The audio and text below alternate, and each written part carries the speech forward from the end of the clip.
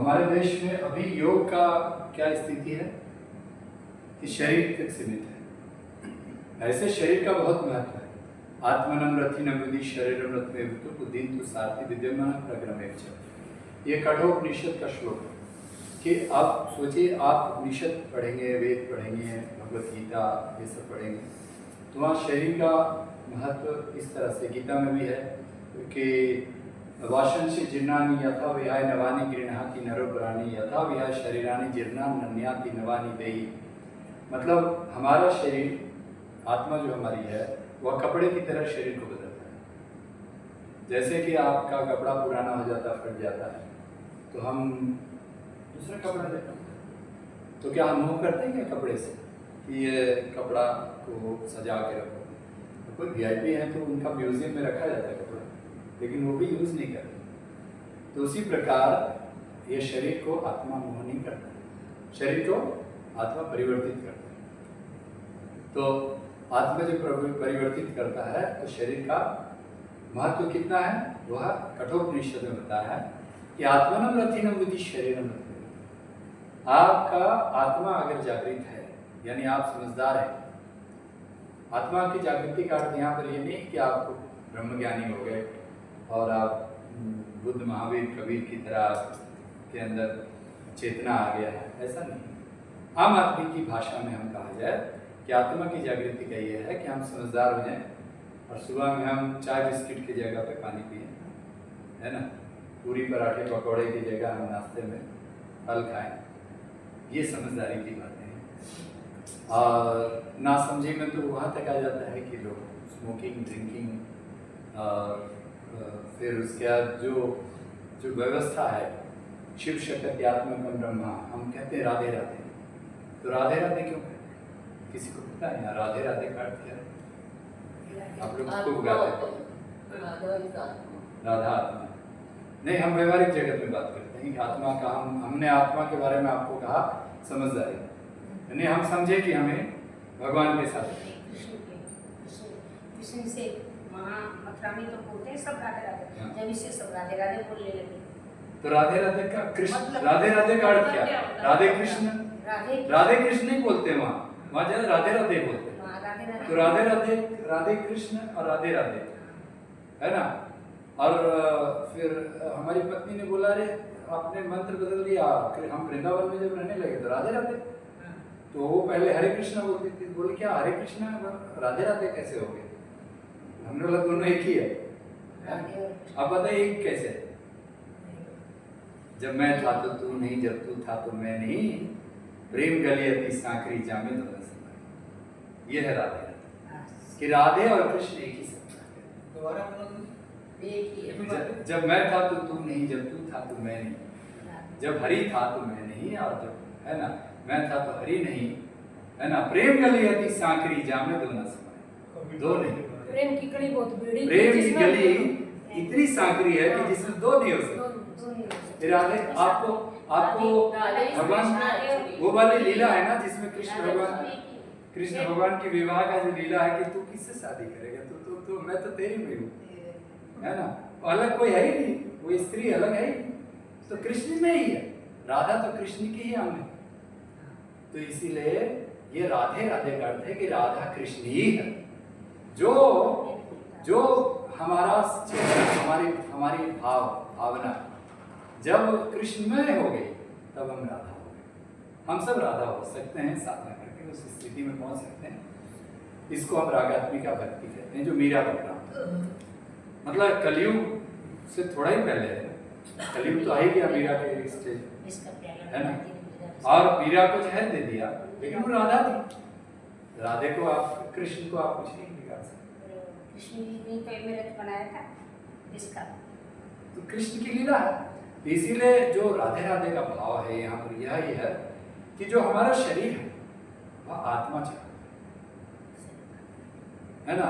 एक व्यक्ति है, मान लीजिए सुरेश नाम का एक व्यक्ति है, उसकी रोड एक्सीडेंट हो जाती है और हॉस्पिटल जाता है तो डॉक्टर कहते हैं सुरेश को ऑपरेशन थिएटर में लाइए। सुरेश की मृत्यु हो जाती है ऑपरेशन थिएटर में, तो बोलता है बॉडी ले जाइए। सुरेश नहीं ले जाता। बोलते हैं क्या कि सुरेश को ले जाओ? बॉडी ली। तो 1 मिनट के पहले सुरेश बॉडी बन गया, शरीर बन गया। तो शरीर क्या वह जो सुरेश नाम का व्यक्ति है, क्या वो शरीर का नाम है? किसका नाम? लोग आईबी में जाते हैं, इंटेलिजेंस में तो कई बार नाम होते हैं, और हमारे आध्यात्मिक जगत में भी नाम होते हैं। मेरे 8 नाम है ना, तो हम जिस आश्रम में गए वहाँ गुरु जी ने कुछ और नाम दिया। तो इस तरह से आपका स्वरूप जो है वह चेतना है। तो आपकी पहचान किससे है? नाम से, आपकी चेतना से।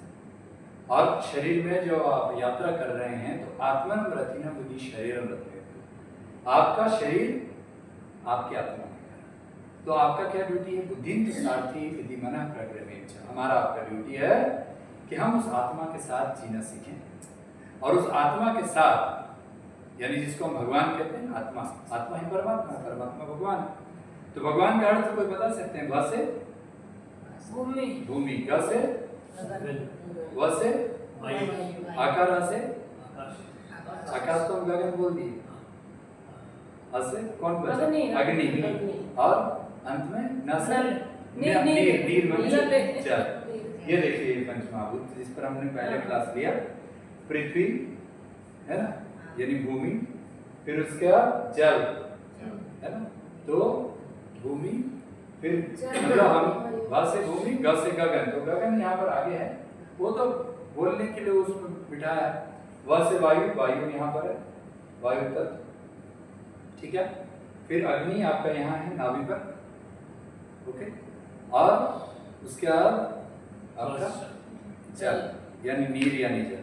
ये भगवान हमारी पंचमहाभूत है, पृथ्वी जल अग्नि वायु और आकाश। मतलब भगवान कैसे है?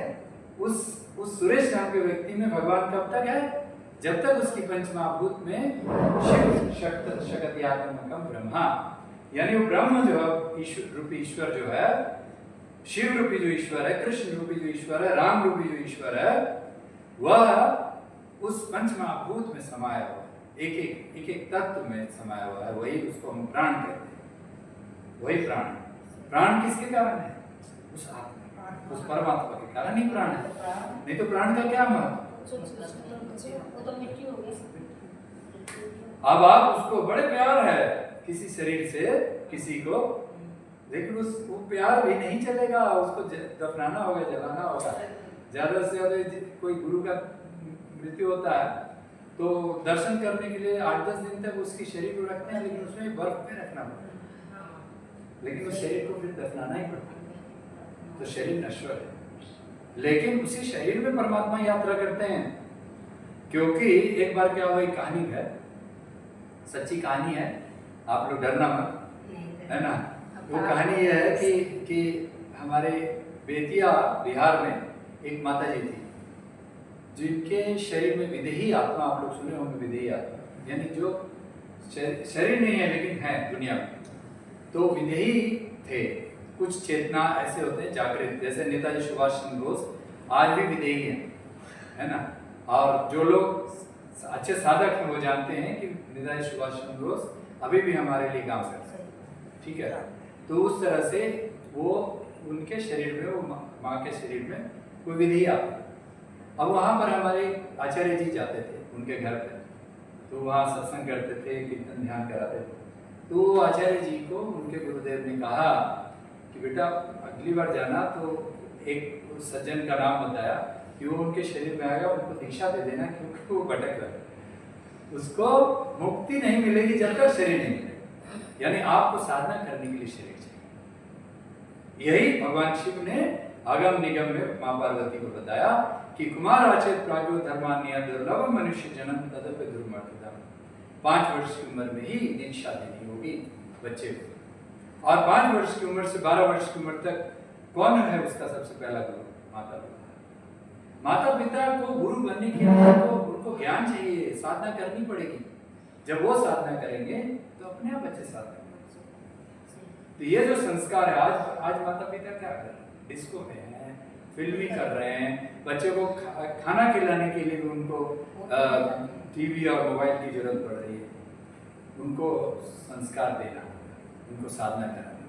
तो ये जो पंचमहाभूत की शरीर है, इस शरीर का अब आइए हम लोग चूंकि यहाँ पर चिकित्सा जगत में हैं, तो चिकित्सा जगत में है तो शरीर का आधार ही जो रूट चक्र है हमारा मूलाधार चक्र, वो है धर्म अर्थ काम मोक्ष, ये 4 पुरुषार्थ बनाता है। आधारित हमारा जीवन ही 4 पुरुषार्थ पर है और 4 पुरुषार्थ का आधार ही धर्म है। यद धारत यश धर्म बृहदेशना प्राणी ध्यानम च धर्म। हमारा सिर्फ और सिर्फ धर्म एक ही है, वह भगवान को पाना, बृहद यानी परमात्मा, अनंत बृहद, उसको पाना ही हमारा धर्म। और उसको पाने के लिए हमारा जो अर्थ है वह क्या है कि हम यह समझें कि हमारे शरीर का रक्षा हमको कैसे करना है, हमको खाना कैसे है, हमको सोना कैसे है, हमें परिवार में कैसे रहना, समाज में कैसे रहना है, इस पेड़ पौधे पशु पक्षियों की सेवा कैसे करनी है। आज एक जिस तरह से आज विकास के नाम पर पेड़ कटे हैं, क्या एक पेड़ को काटने के बाद आप बिल्डर्स लोग क्या करते हैं कि उनको एक गवर्नमेंट ने दे दिया परमिशन कि आप अगर पेड़ जहाँ काटोगे तो आप 2 पेड़ लगाओ। बिल्डर्स लोग पेड़ लगाते हैं लेकिन पेड़ काट के बिल्डिंग बनाते हैं, ठीक है, लेकिन क्या उस पेड़ को लगाने के बाद उस जगह की प्रकृति वापस वो पेड़ लगाने से आ जाएगी? क्योंकि पेड़ को तो बड़ा होके उतना ही जो वो ऑक्सीजन दे रहा है, फल दे रहा है, पशुओं की पक्षियों की रक्षा कर रहा है, वो सारा तो प्रकृति गया। अब वो 20-30 साल बाद आएगा और वो भी उसने तो फैशन से लगाया। कोरोना हुआ था तो जानवरों के ये जंगलों के जानवर रोड पर आ गए थे, है ना, क्योंकि उनको समझ में आ गया कि यार मनुष्य नाम का ये जो जानवर है जो हमको परेशान किया जाता है। आपने अगर एनिमेशन फिल्म है दिल्ली सफारी, अगर मौका मिले तो देखिएगा कि उसमें है कि रखेजा बिल्डर, रहेजा की जगह रखेजा बिल्डर के नाम पे रखेजा बिल्डर ने सारे जंगलें काटनी शुरू कर दी और हिंसक जानवर को मार दिया। तो उसके कारण जो पशु पक्षियों की जो दुर्गति हुई, तो पशु पक्षियों ने सोचा चलो दिल्ली चलते हैं और प्रधानमंत्री से बात करें। और दिल्ली जाने के क्रम में देखा कि सब नदी नाले बन गए। ये जो यहाँ पर आप जो नदी, आप फरीदाबाद में आने से पहले जो नहर पार है ना, उस आपने देखा होगा उस नदी कैसी, वो नदी कैसी कितनी अच्छी है, साफ है, क्या है। अब आप सोचो ऐसी सारी नदियाँ कितनी गंदगी है। अब हिंडन नदी है, वहाँ पर आप वहाँ खड़े नहीं हो सकते, है ना। और एक बम्बई में एक नदी है जिसको मीठी नदी बोलते हैं। अरे किसी जमाने में वो नदी की पानी मीठी हुआ करती थी, अब उस पानी को आप देख करके आप मतलब क्या काली क्या गंदगी नदी, इसको किसने किया? ये मनुष्य नाम का जानवर, मनुष्य नाम के पशु ने। तो इसीलिए भगवान ने कहा कि आहार निद्रा भय सामान्य में पशु नारायण धर्मो हितेषां दिगो विशेषो धर्मेण पशु समाना। खाना खाना, सोना, डरना, संभोग करना, यह तो जो आज मैंने गीत गाया कि हमें आगे ही चलना, पीछे से अनगिनत पुकार, खाना पीना और सोना, हमको सिर्फ उसी में फंसा के रखा है। हम खाएंगे पिएंगे लेकिन किसके लिए? शरीर के पोषण के। और शरीर को पोषण करने की जगह